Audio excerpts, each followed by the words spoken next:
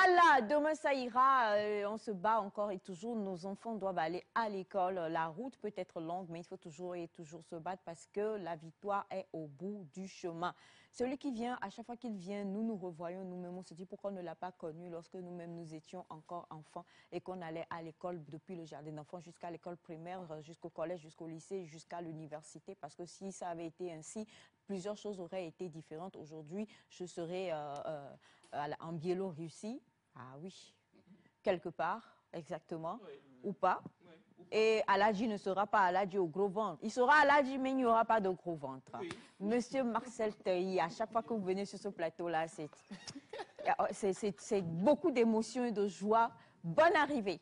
Merci, bonjour. Bonjour. On vous laisse dire bonjour aux téléspectateurs. Oui, bonjour, bonjour à tous. C'est un plaisir immense pour nous de vous avoir. On voulait vraiment avoir le thème d'aujourd'hui avec vous, la préparation des examens. On est déjà à l'orée des examens. Ah ouais, Nous y sommes. Voilà. On est déjà. Le programme commence aujourd'hui. Voilà. Et donc, en tant que parents, comment est-ce qu'on peut accompagner nos enfants et les enfants? Comment est-ce qu'ils peuvent, parce qu'il n'y a pas que le PROBA, on a le CEPD, le BEPC, le bac, voilà. Alors, il faut qu'on en parle. Et, Monsieur Marcel, on sait que quand vous venez tout déconstruire et vous traumatiser. Donc, allons en même temps, parce que je sais que vous allez nous parler de préparation psychologique. En tant que parent, est-ce que nous aussi, on a besoin de préparation psychologique? Oui. Oh, Monsieur Marcel, c'est ce que je disais. Parce que vous devez être en phase avec votre enfant par rapport à l'épreuve qui est l'examen. Il faut que vous soyez en phase et que vous-même vous soyez convaincu que votre enfant doit réussir et vous allez lui insuffler cette idée-là et cette conviction qu'il va pour réussir, il ne va pas pour échouer. Alors, si vous-même, vous n'êtes pas convaincu, comment vous pouvez motiver l'enfant? La première personne qui doit motiver l'enfant, c'est le parent. Et donc, c'est pour ça que psychologiquement, le parent doit être préparé. Mais, Monsieur Marcel, je vais vous donner des cas d'école. Nous avons plusieurs personnes qui quittent leur hameau pour venir passer un examen ailleurs. Et on les laisse chez d'autres personnes qui ne sont pas forcément leurs parents et qui n'ont pas à les motiver. Oui, bien sûr. Donc, est-ce que réellement l'apport psychologique dont on parle ici est de mise? Est de mise. Bien sûr, puisque avant même que vous n'envoyez votre enfant, parce que peut-être le centre d'écrit ne se trouve pas dans votre localité, mais vous avez eu le temps de lui parler. Vous avez eu le temps de le coacher, comme on le dit. Moi, je m'en vais au champ, je vais venir te coacher comment? Non, moi, vous l'avez fait avant l'écrit, avant le jour J. Vous avez eu le temps de préparer psychologiquement l'enfant, de lui parler et de lui arracher des engagements, de le rassurer que, en esprit, vous êtes en phase et que, véritablement, vous n'êtes pas là de corps parce que chaque jour, il ne va pas quitter le centre d'écrit pour revenir à la maison, mais qu'il sache que vous comptez sur lui, qu'il sache qu'il a tout votre soutien, qu'il sache qu'il doit se battre pour que, à la fin, que la joie vraiment soit, disons, en famille et que l'avenir soit plus radieux. Donc tout ça, on le fait en amont? Avant. C'est pourquoi on parle de phase de préparation. C'est pourquoi on parle de phase de préparation. Voilà, c'est comme une activité que vous voulez exécuter, mais vous devez la préparer. Vous devez la préparer. On doit vous apprendre les phases de préparation d'une activité. Il y a la préparation matérielle, la préparation technique, la préparation intellectuelle. C'est la même chose au niveau du rapport entre le parent et l'enfant qui doit passer l'examen. Alors, on l'avait annoncé que vous deviez être là sur ce thème, et il y avait plusieurs parents qui avaient envoyé déjà des situations qu'ils vivent. Et il y a une qui, je crois, on a tous vécu ça d'une manière ou d'une autre, soit de manière proche ou pas personnelle, mais on l'a déjà vécu.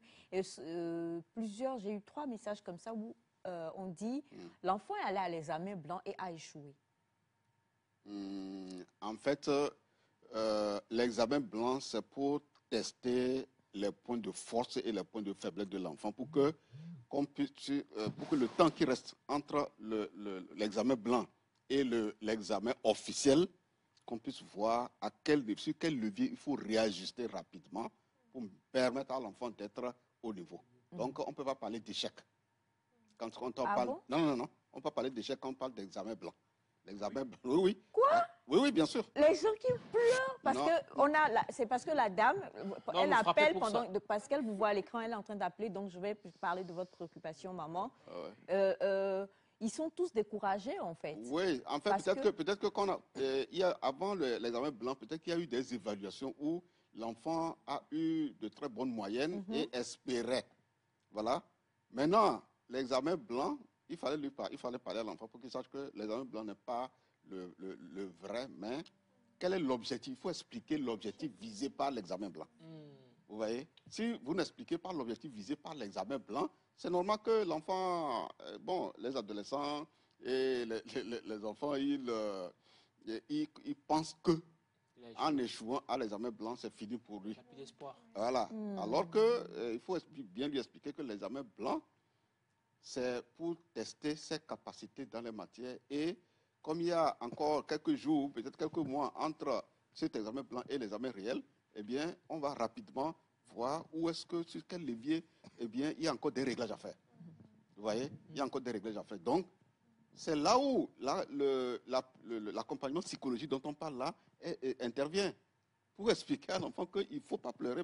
Si c'est dans certaines matières, au niveau de l'examen blanc, si ça n'a pas marché, ce n'est pas encore une fin en soi. On a encore le temps d'ajuster rapidement parce que c'est l'examen final qui est le plus important et c'est là où il doit se concentrer davantage et pouvoir refaire rapidement et remonter la pente dans les matières où, dans certaines matières de faiblesse. Vous voyez? Et maintenant, les dispositions qu'il doit prendre pour que, face à l'examen réel, eh bien, qu'il puisse bien réussir. C'est ce discours qu'il faut tenir à l'enfant. Donc, on ne peut pas dire que l'examen blanc, l'examen blanc ne doit pas faire pleurer l'enfant. Il ne va pas faire pleurer l'enfant si vous ne lui avez pas expliqué l'objectif visé par l'examen blanc. Déjà, il faut que les parents eux-mêmes comprennent que l'objectif... Oui, justement, il faut expliquer. Mais c'est ça, parce que la plupart des parents sont stressés même par rapport à l'examen blanc. Non, non, non, non, non. Il faut que les pédagogues, les examinateurs expliquent l'objectif visé par l'examen blanc. Oui, il faut qu'ils expliquent d'abord aux parents, qu'ils expliquent aussi aux enfants. Et comme ça, ils ont le temps rapidement de dire, bon, attends, le chemin qui reste là, il est court, mais le temps permet de faire des réajustements. C'est cela. Alors, vous avez... Il y a des réalités chez nous. Bon, alors, bonjour à vous tous. Bonjour. Dans l'école de ma fille, à la veille de l'examen blanc, on est venu renvoyer pour la scolarité. Est-ce que vous trouvez ça cette pédagogie normale?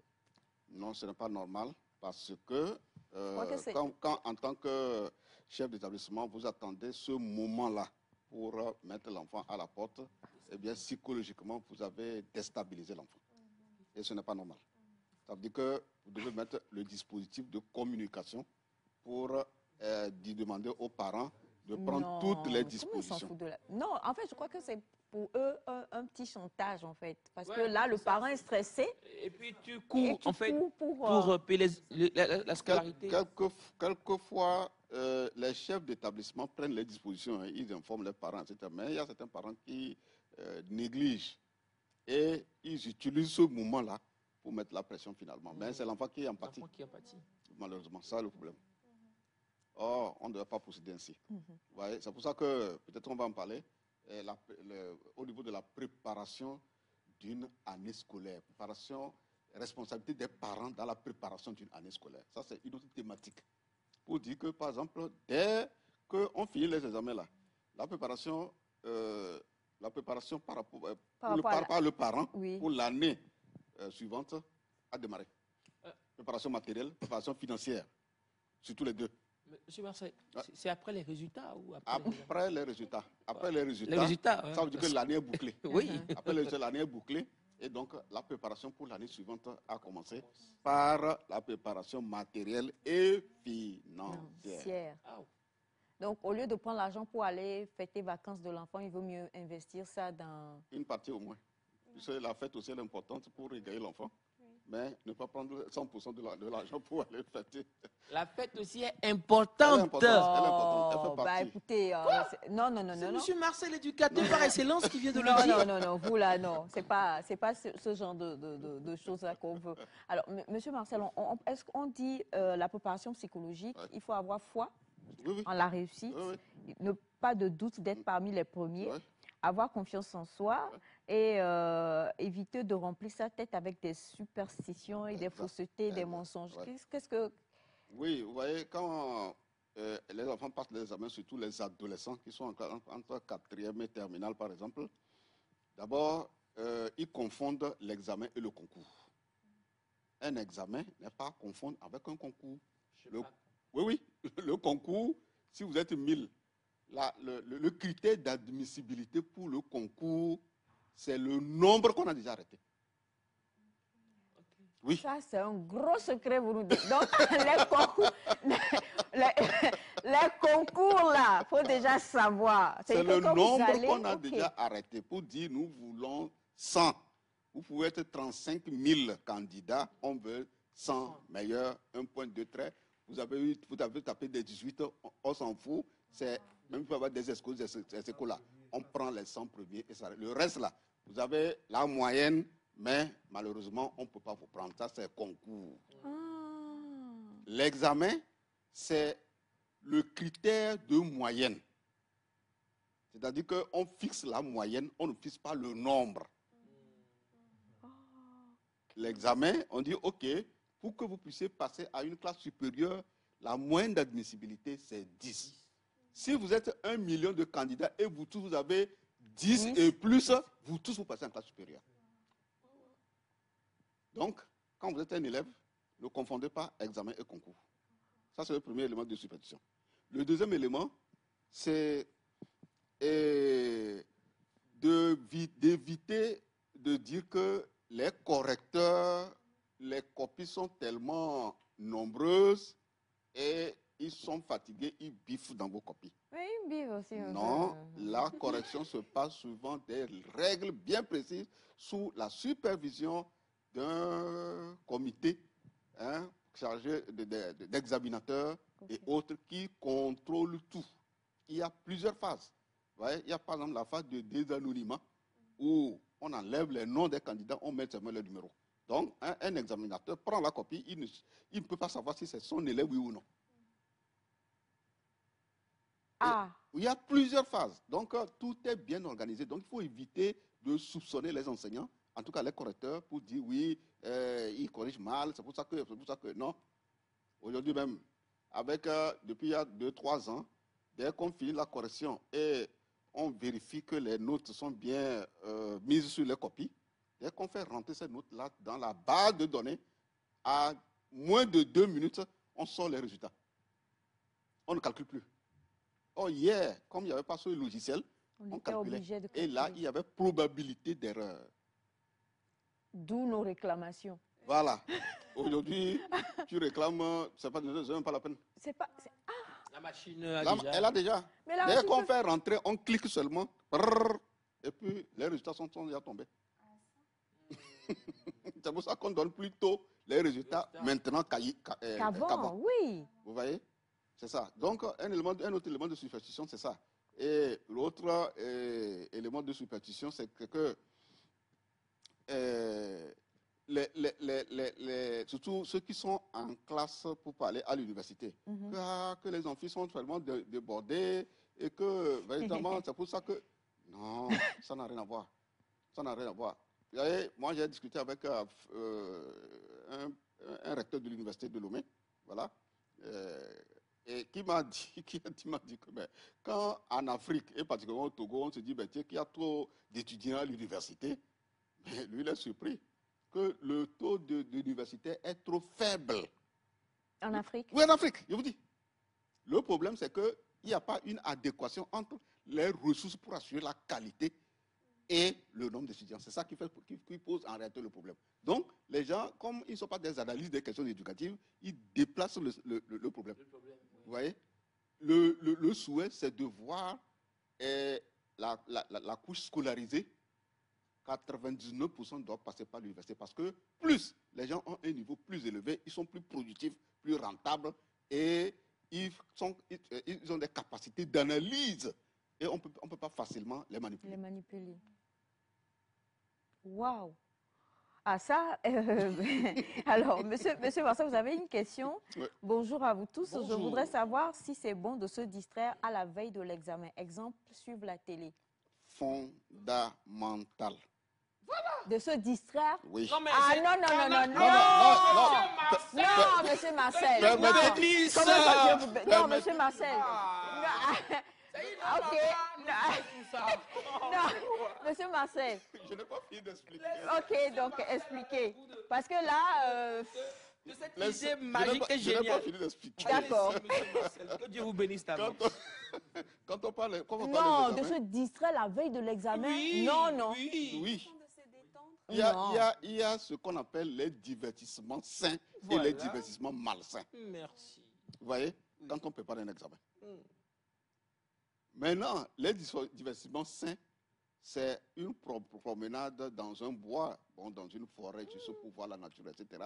Suivre un film comique, par exemple, pour se déstresser, rigoler et autres. Et quoi encore? C'est de causer simplement avec un ami sur un sujet qui va vraiment te faire oublier que tu passais l'examen comme c'est juste pour un petit temps. Ça, c'est les divertissements sains. Sain. Vous voyez? Maintenant, les divertissements malsains, c'est de ça qu'il est question dans la question qu'il a posée. Tu ne peux pas préparer un examen et puis tu t'amuses à te donner à un divertissement qui risque de te déconcentrer. Alors qu'il est question de se concentrer pour pouvoir passer l'examen. Vous voyez? Mais à la veille de l'examen, si je suis un film comique pour rigoler, en quoi cela va m'empêcher d'aller me concentrer pour Ça rigoler? va te distraire. Non, Non, non. même pas. Tu ne vas pas passer toute la journée à rigoler. Non, c'est juste pour quoi? 15 minutes ou 20 minutes. Et maintenant, Monsieur Marcel, tu reviens à la concentration pour te dire, OK, voilà mon schéma de réussite. Voilà ce que j'ai appris. Et tu te remémores tous les conseils qu'on t'a donnés, les professeurs t'ont donné d'une matière à une autre. Et les conseils psychologiques, les motivations que tes parents aussi t'ont donné, tu te rappelles tout ça pour te dire, OK, finalement, je suis fin prêt. Voilà. Et donc, tu vas à l'examen avec confiance et assurance. Justement, parlons de cette confiance et de cette assurance. Vous avez quelqu'un qui dit bonjour, monsieur Marcel. Ouais. Vraiment, c'est Dieu qui vous envoie ce matin. Dites-moi les conseils à donner à mon enfant parce qu'à chaque fois, le temps ne lui suffit jamais. Il ne termine pas ses épreuves avant qu'on ne ramasse. Comment est-ce qu'on... Si vraiment il est à la veille de l'examen, ce problème se pose. Ça dit qu'en fait, s'il avait détecté plus tôt le problème, on lui aurait soumis à certains exercices de traitement de sujet et qu'on lui montre comment il doit procéder pour pouvoir finir. Parce que quand on te donne une épreuve, les examinateurs ont fait en sorte que, selon la matière, l'épreuve est saucitionnée ou saucitionnée en exercice 1, exercice 2, exercice 3. Maintenant, il faut montrer à l'enfant de comment il doit rapidement parcourir tous les exercices et voir l'exercice par lequel il peut commencer pour gagner du temps. Si tu commences par l'exercice le plus difficile, ce qui dit là va arriver. Oui, parce que tu vas perdre tellement de temps à réfléchir, tu dis comment je vais faire, alors que tu aurais pu commencer par l'exercice le plus aisé, celui que tu maîtrises le plus. Et ça, tu as gagné du temps. Maintenant, si tu as gagné du temps sur les 3 exercices, supposons que c'est 5 pour l'épreuve, les 3 sont abordables pour toi. Voilà, tu as pu les traiter rapidement. Maintenant, tu as tout le temps pour te concentrer sur les deux exercices. Mais si chaque fois, tu ne fais aucune analyse, tu prends l'épreuve, tu ne lis pas tous les exercices. Et rapidement, tu vas directement à un exercice qui, au départ, tu ne t'es pas rendu compte que c'est un exercice qui est un peu difficile, qui va te demander beaucoup plus de temps là. Ah, là, ce qui arrive là, ça doit arriver. Sinon, Mais je ne sais pas pour vous. Moi, c'est une erreur que je faisais beaucoup. C'est-à-dire que quand tu vois, tu dis, oh, ça c'est petit, je vais faire ça après. Concentrons-nous sur le plus difficile. Parce que souvent, les plus gros là ont les gros points. Oh, les gros points. Vous voyez? Donc, on se dit que attaquons les gros points là d'abord. Voilà. C'est ça. C'est les affluents qui amènent au fleuve, ou bien c'est pas ça.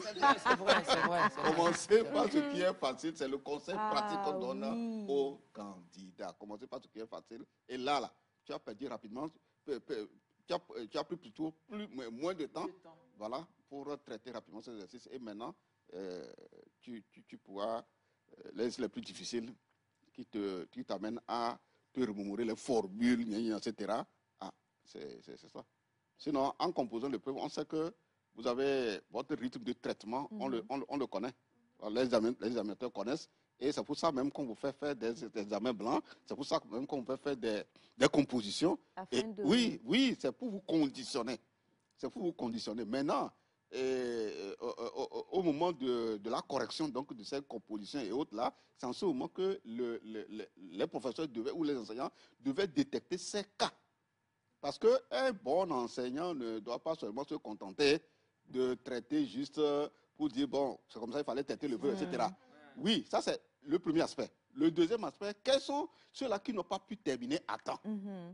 Et maintenant, tu fais étude de cas pour les accompagner dans la manière dont ils doivent se prendre pour traiter l'épreuve et pouvoir le finir à temps. Exactement. C'est ça le travail qu'il faut faire. Alors, donc, c'est pour ça que dans la formation des enseignants, il faut aussi ces éléments à intégrer dans leur formation parce que c'est eux qui préparent les enfants aux examens. Si un enfant, à la fin des examens, se retrouve dans une telle situation, ils ont une part de responsabilité. C'est ça. Merci beaucoup, Monsieur Marcel. Vous avez tellement de questions. Hein? Alors, bonjour, Monsieur Marcel, je suis en classe de première. Des fois, lorsque je me rappelle de mon examen, mon cœur bat. Maintenant, je vous lis un autre message. Bonjour, Monsieur Marcel. Que Dieu vous bénisse. Amen. Mon enfant nous a sorti un menu qu'on doit lui préparer à son retour d'examen pour manger durant toute la semaine. Parce que selon lui, ça va lui donner de la force pour bien travailler. Il y a du poulet, il y a des frites, il y a de la salade. Tout ça là, est-ce que ça compte? Ça compte. Il a mis ma... Ça compte. Tout ça, ça compte. Ça fait partie de la préparation, disons, alimentaire. Maintenant, le problème, c'est que c'est la dose. La quantité que l'enfant doit prendre qui ne va pas l'endormir. Vous voyez, non? Oui, c'est la quantité. Il faut que cette quantité soit raisonnable. Pour qu'il ne prenne pas ça pour aller s'endormir alors qu'il doit prendre pour pouvoir tenir et étudier. Et c'est le moment même de faire plaisir à l'enfant. Parce que l'enfant se dit, ok, c'est une phase importante de ma vie. Eh bien, il faut que papa et maman me fassent plaisir. Alors, le faire plaisir, je fais tout ça, tu ne réussis pas. Non, il va réussir. Non, il va réussir.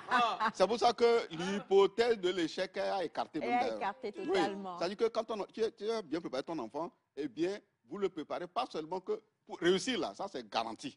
N'est-ce pas? Maintenant, c'est être dans le carré d'axe qui est le problème. Voilà. C'est pour ça que la dernière fois, nous avons dit que quand tu veux réussir, il faut bien réussir. Et c'est ça. Voilà. Comment l'enfant doit faire pour être excellent? Parce que c'est la culture de l'excellence qu'il faut inculquer à l'enfant. Vous voyez? Alors, comment il va faire pour être parmi les meilleurs? Quand on va donner les résultats, les 5 premiers, là, il doit être dedans. Sinon, si c'est réussi là, non? Tout le parcours, c'est déjà réussi. Donc, affaire d'échec là, ça c'est oublié. Okay. Il faut que l'enfant mange bien. Oui, mais qu'il mange bien ne signifie pas qu'il mange de trop. Parce que c'est l'excès qui va poser problème.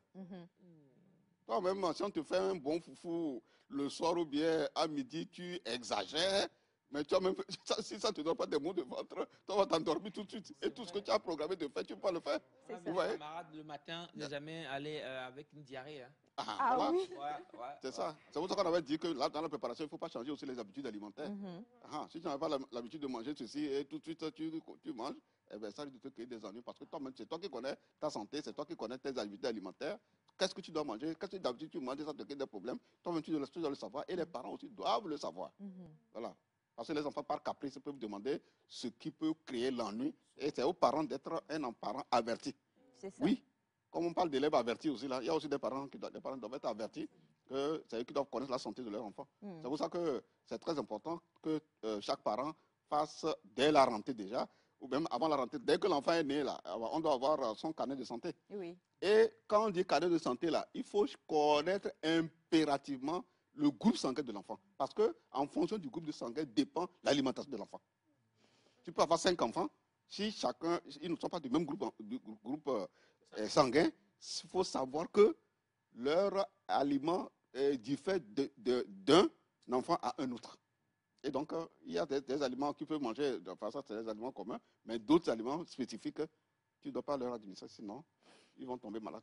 Alors, M. Marcel sera encore là pour répondre à toutes vos questions. Il y en a tellement. Faut-il gronder pendant la semaine d'examen? Il faut éviter ça. Ça, là, il faut éviter. Ça, je réponds immédiatement. Je suis d'accord. Il faut éviter. On ne tape même pas. Oh, comment ça? Comment ça? Vous mettez dans la JBCR tout ce que l'enfant peut faire pendant la période d'examen. Vous mettez ça dans la JBCR pour revenir sur le sujet après. Oh, non, on va revenir sur ce débat. Merci infiniment, M. Marcel. Merci à toute l'équipe. Merci. Tout était géré encore et toujours merveilleusement par toute l'équipe et par M. Jacques Ekou. Quant à vous, chers amis téléspectateurs, restez encore et toujours sur la chaîne mère. On se retrouve demain. Bye bye.